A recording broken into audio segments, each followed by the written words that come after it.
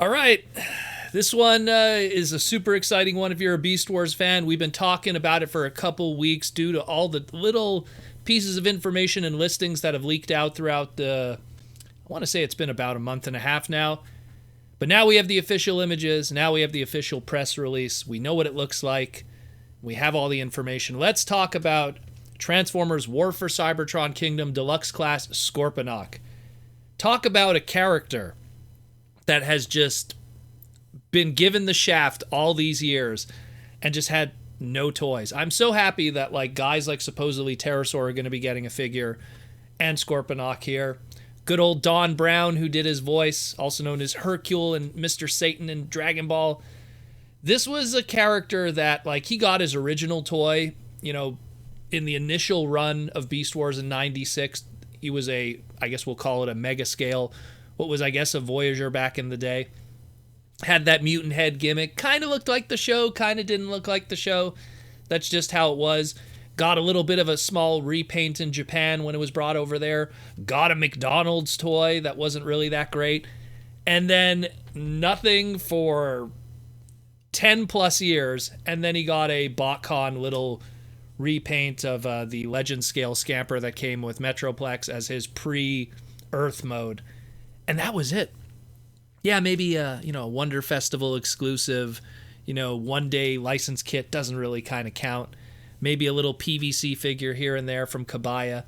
That's literally it. He has had nothing. And now we finally get this, and it looks amazing, and I'm quite surprised how well it turned out while still using a lot of the, I guess we'll call it the old ties of the past. I mean, the way that this figure transforms is pretty much almost one for one like the original mega scale toy, the Voyager, as some people would know it as today.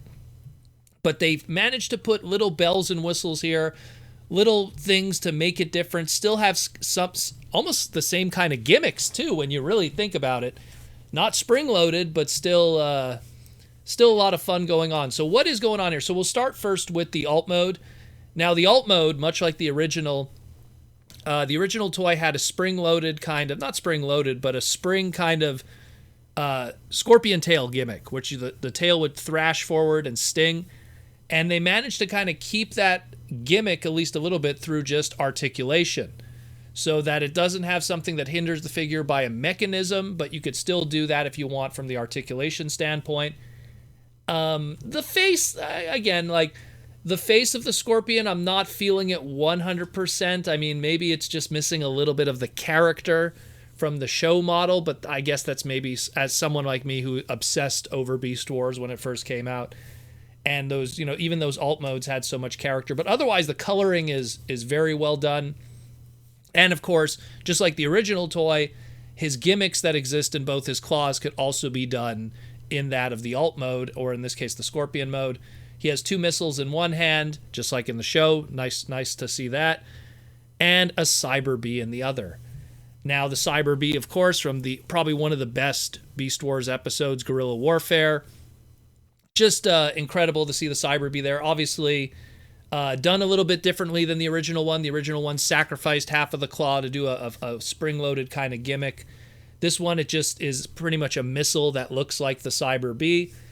I kind of actually happy that they went about it that way. It just looks better and works better. And when in robot mode, it's the spitting image of the animation model. Some people may argue that the purple is a little too strong on it, that it needs to be a little more of a mellow kind of I guess a muted kind of gray purple. But otherwise, I think he looks spectacular. He looks great, and they managed to, just like the original toy, kept the Scorpion stinging gimmick in the original toy. We end up in a situation where this one here too, in the robot mode, is able to keep that stinging Scorpion gimmick, still utilize both missiles. He looks great. This is a day one purchase, 100%. Again, a character that has been historically shafted within the Transformers brand, and primarily because he shares a name with another big tier character that you don't need to refresh a Scorponok IP, because you have another character that also sports that name and you could use it over and over. Especially when we had the character in Energon show up also, that created a third version of that character. We have the original Headmaster, we have the Energon version, which carried over into Cybertron in terms of repaints and keeping that trademark alive. And then, of course, we have this Beast Wars one. So it just kind of, he found a way to get new toys that weren't this version, and Hasbro was able to keep revisiting that trademark without having to do the Beast Wars one.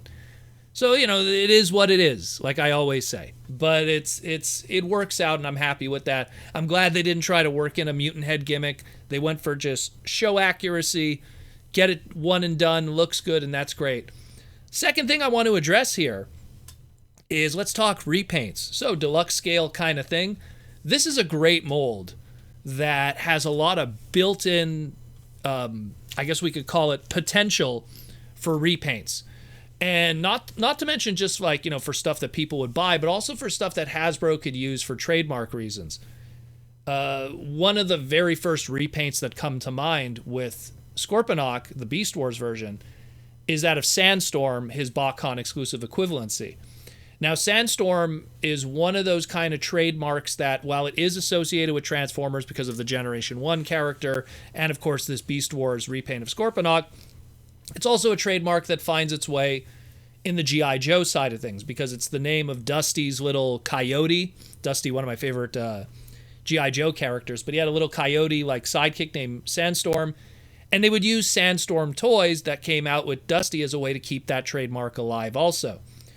The last time Dusty had a Sandstorm release in the G.I. Joe side was 2018 with their subscription service thing that they did with Fun Publications, their 7.0.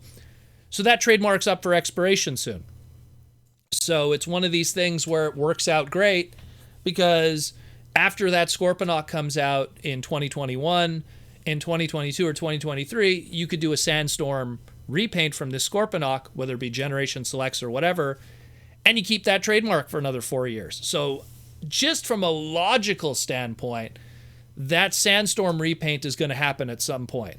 Just because, unless they decide to do another Generation 1 version of that triple changer, or B, they do another version of that G.I. Joe character. Or if they do some, they could throw it onto an outside of continuity kind of character if they want to do that. So there's that. Then you have the other repaints that are built in. You have Double Punch. So Double Punch also, again, a repaint of Scorponok, but also a repaint, not really a repaint, but a homage repaint of an Action Master G1 Scorponok, which was used for the Action Master Elites. So there's a trademark there that could kind of get pulled in if you want to repaint Scorponok into that. If you want to go on the weird side of things, and I would honestly kind of dig it if they did it, his original McDonald's toy, which was supposed to be his Transmetal version, I don't mind if they literally just did the copper arms and the maroon body and the purple legs and all the wackiness, and then did one minor retooling to make it the Transmetal version. I would dig that, in all honesty, because it'd be so cool to see one of those old McDonald's toys kind of brought into the modern era and updated, much like how we got that with Under 3. So that'd be really cool to see. But aside from that, I mean, like, he has a lot of repaint potential. There's a lot of stuff. Heck, if you want to go even with the weird prototype colors.